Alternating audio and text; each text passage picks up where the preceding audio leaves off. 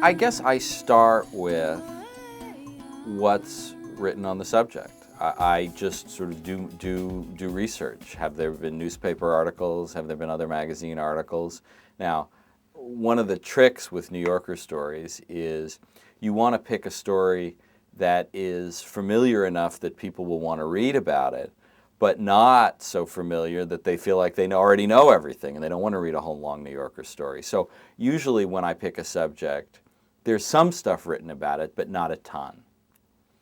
And then when I feel like I sort of know what the issues are, I kind of work around the edges of the story first. I'll often talk to, say, with me, it's often a law professor who's familiar with the story, who can sort of outline what's at stake. You know, what's interesting, what's the hot controversy about it.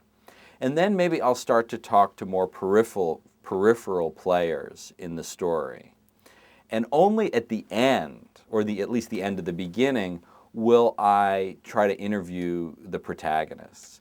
Because I think in order to ask good questions, you have to know a lot about the subject to start with. So I'm a great believer in not going to the main characters first, because I need to educate myself about it so I can ask the right questions.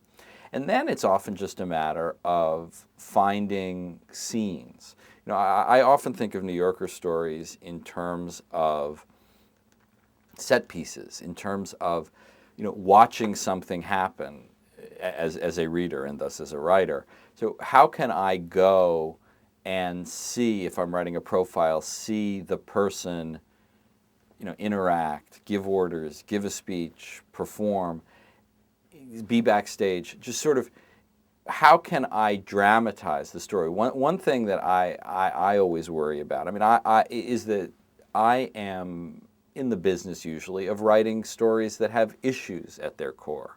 You know, is Alberto Gonzalez doing his job as Attorney General? You know, what are we going to do about Guantanamo? The challenge is to take those issues and turn them into stories people want to read. I always want a story to be a narrative. You know, here's how it started, and there complications ensued, and here's how it ended. So that, you know, it takes you along with you. That it can't just be about an abstraction, and that's a tug I often feel. So in my reporting, I'm always thinking about how do I make this into a story, and how do I, in the famous journalistic instruction, how do I show, don't tell? How do I show things happening rather than just sort of explain it?